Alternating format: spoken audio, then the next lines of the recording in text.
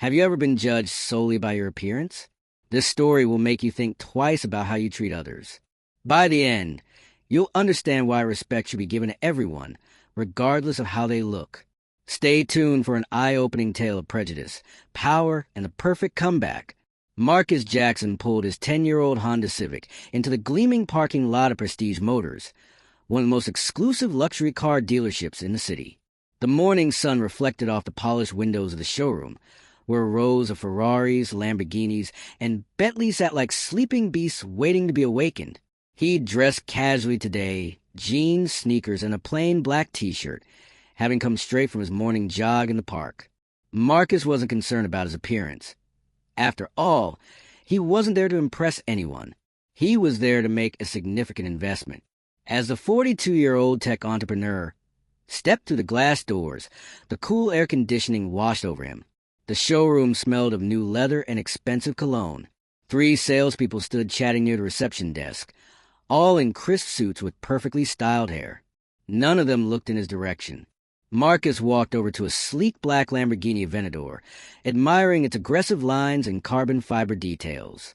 He ran his hand along the door, imagining the roar of its V12 engine. Still, no one approached him. "Excuse me." He finally called out to the closest salesperson, a tall man with slick-back hair.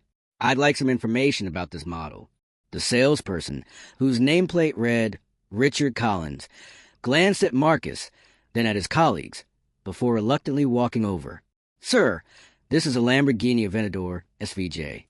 It starts at $517,000, Richard said, his tone dismissive. His eyes darted toward the entrance, clearly hoping for a more promising customer to walk in. "That's a bit steep," Marcus replied, noticing how the salesperson took a small step back. "What about financing options?" Richard let out a barely concealed sigh. "We do offer financing to qualified buyers. Our financial department would need to review your credit history and income verification." The emphasis on qualified wasn't subtle. "I see. And what about the Ferrari over there?"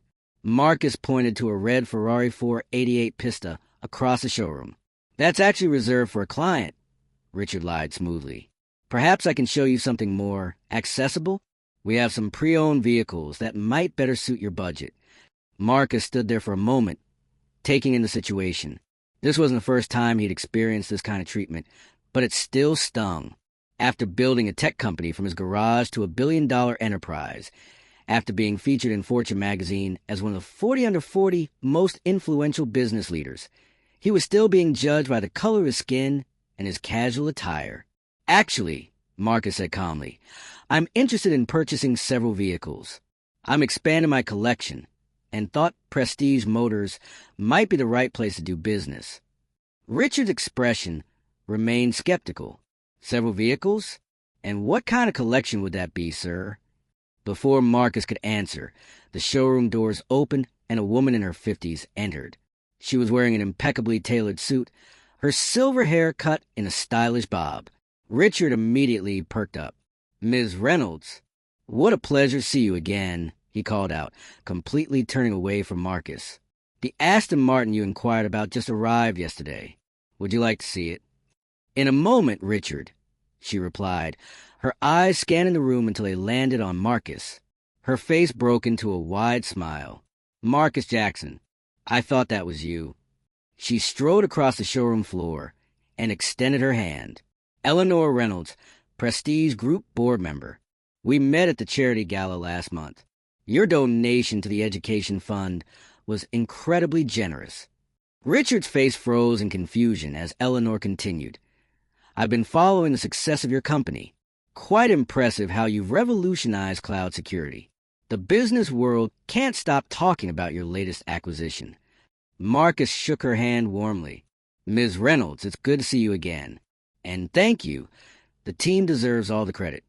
Eleanor turned to Richard, whose complexion had paled considerably. "Richard, I hope you're taking good care of Mr. Jackson. He's one of the most successful entrepreneurs in the country." We were just discussing some options," Richard stammered, his confident demeanor crumbling. "Actually," Marcus interjected, "your colleague was suggesting I might be more comfortable looking at pre-owned vehicles." He seemed concerned about whether I qualify for financing. Eleanor's smile disappeared. I see. Her tone had turned frigid. Richard, could you please ask Thomas to join us? I believe the general manager should be part of this conversation. As Richard scurried away, Eleanor turned back to Marcus. I sincerely apologize for this. This is not how we conduct business at Prestige Motors. Unfortunately, it happens more often than you might think, Marcus replied quietly. A moment later, Richard returned with an older man who introduced himself as Thomas Bennett, the dealership's general manager. His handshake was firm, his smile practiced but genuine. Mr. Jackson, I understand there's been some misunderstanding. Please accept my apologies. We value all our customers and would be honored to assist you today. Marcus nodded, accepting the apology outwardly while inwardly wondering if anything would really change. He'd been in this situation before, the hasty backpedaling once someone realized a mistake in judging him based on appearance. What Thomas said next, however, caught Marcus by surprise. Ms. Reynolds was just telling me about your interest in our vehicles. She mentioned you're looking to purchase several cars. Whatever you need, we're at your service. Marcus paused, considering his next move carefully. He could walk away, take his business elsewhere, but something told him to stay. Perhaps it was the opportunity to make a point, to create a moment of learning that might ripple outward. Actually, Mr. Bennett, before we discuss sales, there's something else I'd like to talk about. Marcus's voice was calm but resolute. I've been looking to diversify my investment portfolio, and luxury automotive might be an interesting sector. Eleanor's eyes widened slightly as she caught his meaning. Thomas looked confused. Investment portfolio? I'm not sure I follow, Mr. Jackson. Let me be more direct, Marcus continued. I'm interested in acquiring a significant stake in Prestige Group. I've been researching your company for months, and I believe there's untapped potential here, especially if certain aspects of your customer service were improved. The showroom fell silent. The other salespeople, who had been pretending not to eavesdrop, weren't even trying to hide their shock anymore. Thomas's mouth opened and closed several times before he found his voice. That would be a matter for our corporate headquarters, of course, but I'd be happy to arrange a meeting with our CEO. That won't be necessary, Eleanor interjected with a slight smile. As a board member, I can facilitate that conversation immediately. In fact, I think our CEO will be very interested in meeting with you, Marcus. Richard, who had been standing frozen like a statue throughout this exchange, finally spoke up. Mr. Jackson, I sincerely apologize for my behavior earlier. It was unprofessional and inexcusable. Marcus looked at him thoughtfully. The man seemed genuinely remorseful, but was it for his actions or simply fear for his job? It was a question that would reveal itself in time. Apology accepted, Richard, Marcus said, but I hope you understand that this isn't about me personally. It's about ensuring that every person who walks through those doors is treated with respect and dignity, regardless of how they look or what they're wearing. The following day, Marcus arrived at the Prestige Group's downtown headquarters dressed in a perfectly tailored navy suit. The building was an impressive glass tower that stretched toward the clouds, its lobby adorned with marble floors and a massive sculpture of the company's logo. Eleanor Reynolds met him at the reception desk, her handshake warm and welcoming. Marcus, thank you for coming. Everyone is eager to meet you. As they rode the elevator to the top floor, Eleanor briefed him on who would be attending the meeting. Our CEO, Victor Harrington, has been with the company for 15 years. The CFO, Diane Chun, will present the financial overview, and we'll have a few other board members joining as well. Marcus nodded, reviewing the notes on his tablet. He'd spent most of the night studying the company's public financial records, identifying areas of strength and weakness. The more he researched, the more convinced he became that this was the right move. The boardroom was impressive. Floor-to-ceiling windows offered a panoramic view of the city, with a long mahogany table at the center surrounded by leather chairs. 8 people stood as they entered, all wearing expressions of curiosity and anticipation. Victor Harrington, a distinguished man in his 60s with silver hair and piercing blue eyes, stepped forward first. Mr. Jackson, it's an honor to meet you. Your reputation precedes you. The honor is mine, Marcus replied, shaking his hand firmly. I've admired Prestige Group's market position for some time. After introductions were complete, Victor gestured for everyone to take their seats. Eleanor tells me you're interested in becoming a major investor in our company. We're certainly intrigued, but I must admit the suddenness of this proposal is unusual. Marcus smiled. Sometimes the best opportunities present themselves unexpectedly. I believe there's tremendous untapped potential in Prestige Motors, particularly in how you connect with a broader range of customers. Diane Chun, the CFO, slid a folder across the table. We prepared some financial overviews for your review. Our company has shown steady growth over the past 5 years, with our luxury dealerships performing particularly well in major markets. I've reviewed your public financials, Marcus replied, opening his tablet. May I share some observations? For the next 20 minutes, Marcus outlined his analysis of their business model, highlighting strengths and suggesting improvements. The room was silent, except for the occasional scribble of notes. Your core business is strong, he concluded, but your customer base is narrow. You're missing significant opportunities by focusing exclusively on traditional luxury buyers. Victor leaned forward, intrigued. What do you mean by traditional luxury buyers? White, older, visibly wealthy, Marcus stated plainly. My own experience at your showroom yesterday demonstrated how potential customers who don't fit that profile are treated. The temperature in the room seemed to drop several degrees. Victor's eyes darted at Eleanor, who nodded slightly. I believe Mr. Jackson is referring to an unfortunate incident at our downtown location, Eleanor explained. One of our salespeople made assumptions based on appearance and treated him dismissively until I happened to recognize him. Victor's face flushed with embarrassment. Mr. Jackson, I'm deeply sorry about that experience. That's not how we train our staff to behave. Yet it happens, Marcus replied calmly, and not just at your dealerships. The luxury market has a long history of exclusivity that goes beyond price point. It extends to who feels welcome, who gets service, who's taken seriously. He paused, letting his words sink in. That's actually why I'm here today. I see an opportunity to transform Prestige Group into a leader not just in luxury sales, but in inclusive luxury experiences. One of the board members, an older gentleman named William Parker, cleared his throat. While I appreciate your concern, Mr. Jackson, our current clientele has specific expectations. We can't risk alienating them. Marcus turned to him. Did you know that Black Americans spend over $1.2 trillion annually? That's a massive market with growing buying power. And yet, studies show that 80% of Black consumers feel ignored or disrespected in luxury retail environments. He switched to another slide on his tablet. This isn't just about doing the right thing, though that should be reason enough. It's about business growth. The companies that recognize and respect the diversity of wealth are the ones that will thrive in the coming decades. The room was silent as the executives exchanged glances. Victor finally spoke, his tone more thoughtful. What exactly are you proposing, Mr. Jackson?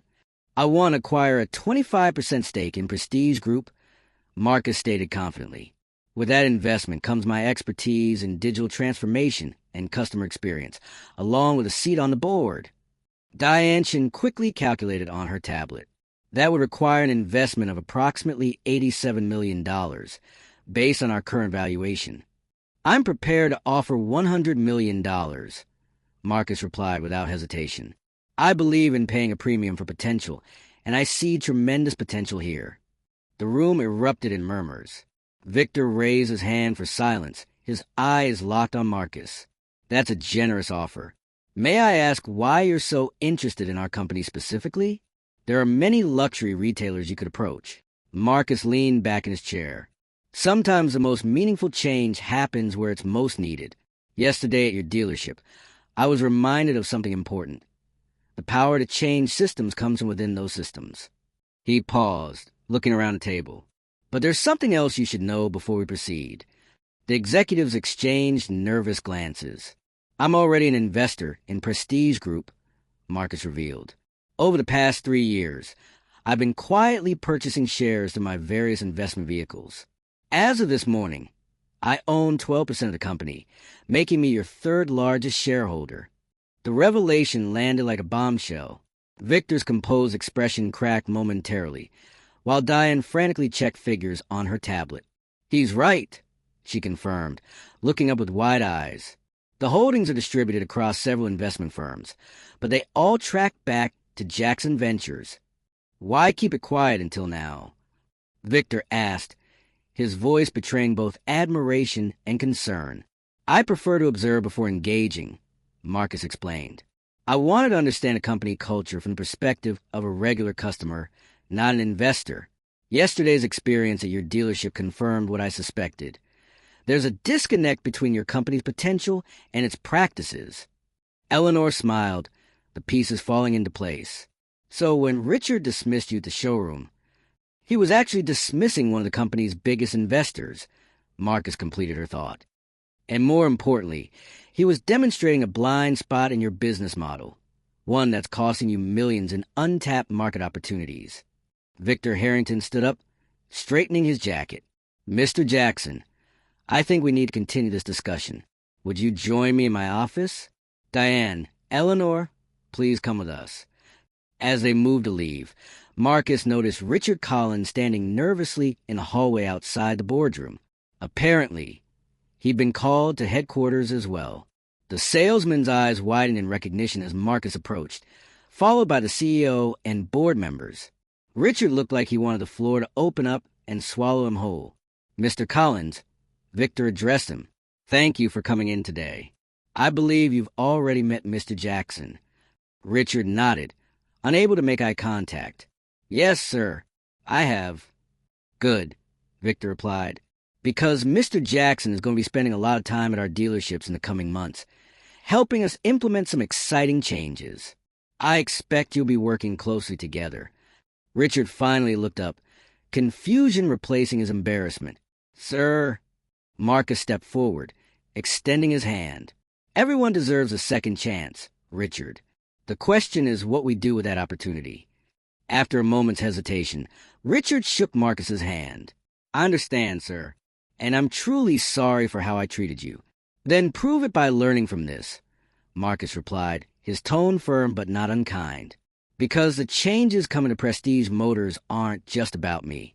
They're about making sure no customer ever feels the way I felt in your showroom again." As they walked toward Victor's office, Eleanor leaned closer to Marcus. "You planned this all along, didn't you? From the moment you walked into that dealership in jeans and a t-shirt." Marcus smiled. "Let's just say I've learned that sometimes the most effective way to change a system is to own it first." Inside Victor's office, with its panoramic views of the city skyline, the real negotiations began. Marcus laid out his vision. A transformation that would make Prestige Group the leader in luxury automotive experiences for all high-net-worth individuals, regardless of age, race, gender, or style of dress. "This isn't just about diversity training," Marcus explained. "It's about reimagining the entire customer journey, from marketing to showroom experience to after-sales service." Victor nodded thoughtfully. "And you believe this will increase our market share?" "I don't just believe it," Marcus replied confidently. "I know it will, because the face of wealth is changing, and the companies that recognize that first will be the ones that thrive." As they continued their discussion, Marcus knew this was just the beginning. The real work, transforming an entire corporate culture, would be challenging. But as he looked out over the city, he felt a sense of purpose. This wasn't just about a business investment anymore. It was about creating lasting change in an industry that had long defined exclusivity in the narrowest possible terms. 6 months after Marcus Jackson acquired his 25% stake in Prestige Group, the downtown dealership looked remarkably different. The physical space remained sleek and luxurious, but the atmosphere had transformed completely. On this particular Monday morning, Marcus walked through the entrance, observing the changes with quiet satisfaction. The staff was now as diverse as the city itself, with salespeople of various ages, races, and backgrounds engaging warmly with customers. Digital displays showcased successful business owners from all walks of life with their luxury vehicles, sending a clear message: success comes in many forms. Richard Collins approached, dressed in his usual impeccable suit, but carried himself differently now, with genuine confidence rather than arrogance. "Good morning, Mr. Jackson. Everything's ready for the quarterly review meeting." "Thank you, Richard," Marcus replied. "And how are things on the floor?" "Sales are up 28% compared to this time last year," Richard reported proudly.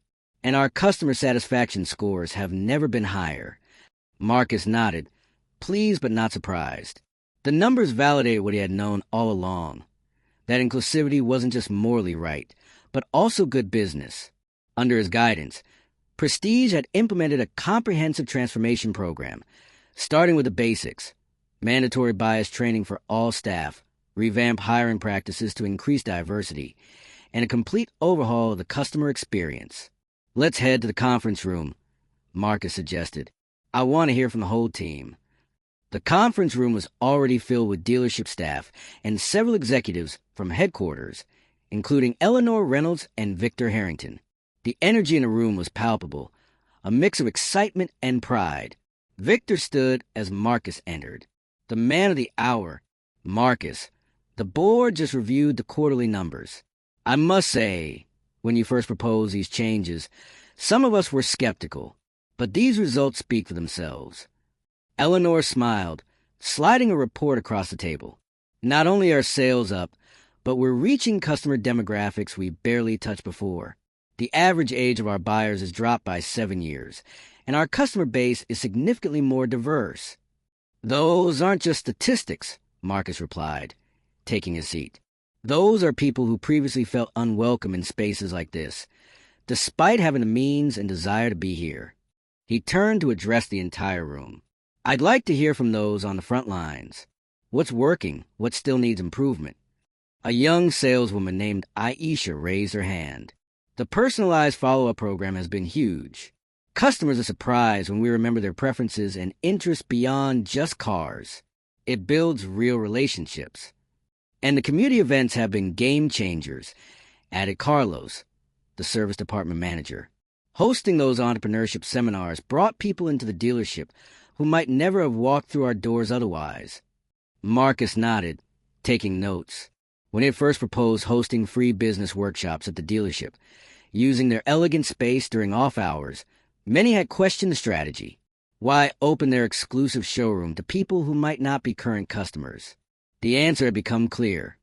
Many of those workshop attendees returned later as buyers, already feeling comfortable in a space that had welcomed them. Richard spoke up next, his contribution particularly meaningful given his history. "The biggest change I've noticed is in our approach to customers. We used to make snap judgments based on appearance. Now we focus on genuine connection first. It turns out that when you treat everyone with respect, you discover opportunities you would have missed before." Victor leaned forward. "Richard, I understand you recently closed the largest sale in the dealership's history. Tell us about that." Richard nodded, a hint of embarrassment coloring his cheeks. "Yes, a young woman came in wearing workout clothes, looking at our high-performance models. 6 months ago, I might have—" He paused, glancing at Marcus. "I might have made assumptions. Instead, I took the time to learn she had just sold her tech startup and wanted to celebrate. She ended up purchasing 3 vehicles from us, 1 for herself and 2 for her parents." "That's exactly the transformation we've been working toward," Marcus affirmed. "Success doesn't always dress the part, and wealth doesn't look the same for everyone." The meeting continued for another hour, with the team reviewing metrics and discussing next steps. The initial changes had proven successful, but Marcus knew that sustaining the transformation would require ongoing commitment. After the meeting, Marcus and Victor walked through the showroom, observing the natural interactions between staff and customers. "I have a confession to make," Victor said, his voice lower. "When you first came to us with this vision, I supported it publicly, but privately I had doubts. I worried we might alienate our traditional clientele. And now," Marcus asked, "now I see we've actually enhanced the experience for everyone," Victor admitted. "Our longtime customers appreciate the more attentive service, and we welcome an entirely new segment of buyers who previously felt excluded." Marcus stopped beside a sleek electric sports car, the dealership's newest offering. "That's the thing about exclusivity, Victor. The old model was about keeping people out. The new luxury experience is about making everyone feel like they belong." Victor nodded thoughtfully. You've taught us something valuable. But I'm curious, why prestige? With your resources, you could have started your own dealership group, built it from the ground up with your values in place. Change from within has more impact, Marcus replied. Starting something new is important. But transforming established institutions, that's how you shift an entire industry. As they continued their walk, Marcus noticed a young black man in casual attire being warmly greeted by Aisha. The man had the slightly hesitant body language of someone who wasn't sure they belonged in such a space. "Excuse me a moment," Marcus said to Victor, approaching the pair. "Good morning," he greeted them. "I'm Marcus Jackson, one of the investors in Prestige Motors." The young man looked surprised but extended his hand. "Andre Williams. I'm just looking today. Started my own business 3 years ago, and it's finally taking off. Thought I'd see what options might be in my future." "Congratulations on your success," Marcus said sincerely. "What kind of business?" "Software development. Focus on accessibility tools," Andre replied, becoming more animated. "We're helping companies make their products usable for people with various disabilities." "Important work," Marcus nodded. "Aisha will take excellent care of you, but I'd love to hear more about your company sometime. Here's my card. My direct number is on the back." As Marcus returned to Victor, the CEO was watching with admiration. "You just made that young man's day, didn't you?" "I recognized something in him," Marcus replied. "The same uncertainty I felt the first time I walked into a space like this after I became successful. Sometimes all it takes is one person saying you belong here to change everything."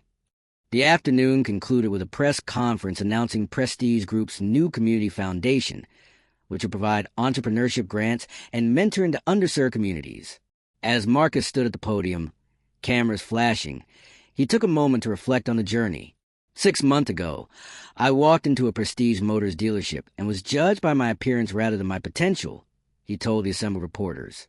Today, I'm proud to stand here as part of the solution. Prestige Group is committed to recognizing that excellence, achievement, and success come in all colors, ages, and backgrounds. He continued, "This foundation is our commitment to ensuring that the next generation of entrepreneurs has the support they need to succeed. Because luxury isn't just about exclusive products. It's about creating an inclusive experience that honors the journey of every individual." Later that evening, as Marcus drove home in his new Prestige-sold electric sports car, his phone rang through the vehicle system. It was Eleanor. "Marcus, I just got out of an emergency board meeting," she said, her voice excited. "The leadership team at Luxury Motors Group reached out.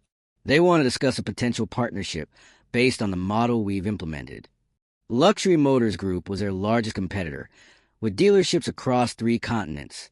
"They've noticed our success," Marcus observed, "and now they want to know the secret." "Exactly," Eleanor replied. "Victor thinks we should meet with them. What do you think?" Marcus smiled as he navigated through the evening traffic. "I think this is how real change happens. One conversation, one dealership, one company at a time." As he ended the call, Marcus reflected on the true value of his investment. The financial returns had exceeded all projections, proving that inclusive luxury was indeed good business. But the real return couldn't be measured in dollars.